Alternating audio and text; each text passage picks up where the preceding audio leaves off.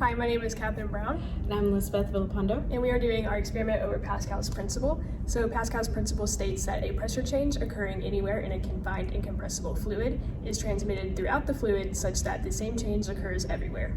So for our experiment, we're going to be using a hydraulic system to show Pascal's principle, and how we determine the pressure in this hydraulic system is simply by dividing the force exerted onto the piston by the area. And so, like Kathryn stated, the pressure throughout the hydraulic system is going to stay the exact same. So that is going to be P1 equals P2.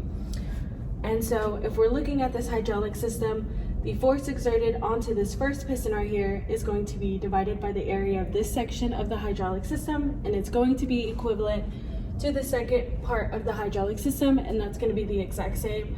The force is going to be exerted from the piston, and it's going to be divided by the area of this side of the section of the hydraulic system.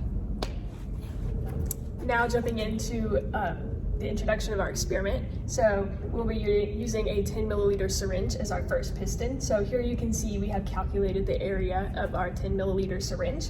So the diameter of the syringe is 14.5 millimeters. And you can see that gave us an area of 165.13 millimeters squared, and we converted that to inches squared, and that gave us 0.26 inches squared. And we will be using this 10 milliliter syringe as our piston one, and then a piece of clear tubing as our hydraulic line. So similar to Kathryn, we are using a 60 milliliter syringe as our second piston, and the diameter of this 60 milliliter syringe is 26.72 milliliters. We used the same exact equation to calculate the area as well, and the area came out to 560.74 millimeters squared, and we converted that to inches squared, and that came out to 0.87. And for this experiment specifically, we're going to be using inches squared as the unit for our area, and pounds for the unit for our forces. Here's our hydraulic system that we constructed using the syringes and clear tubing that you previously saw. So we are using a standard size can of Sunkist as our force on piston 2, and we have determined that it weighs 0.85 pounds. And we are going to utilize Pascal's principle equations to determine the force needed on piston 1 to raise piston 2. So as you saw in the previous clip, we have already calculated the areas for both of the syringes being used in the hydraulic system. And we've also calculated F2 using the weight of the Sunkist soda can.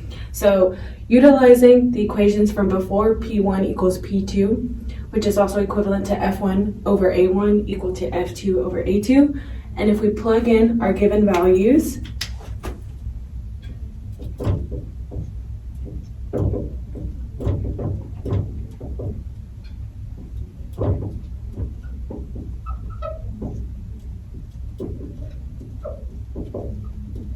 we can use a calculator to determine that F1 has to be greater than or equal to 0.25 pounds in order to lift the second piston in our hydraulic system. So in our previous equations, we have determined that the force needed to be exerted on piston 1 is 0.25 pounds. So we will be using a mini can of soda as the force exerted on piston 1. And so now that we have both of our forces, we are going to be demonstrating Pascal's principle on our hydraulic system.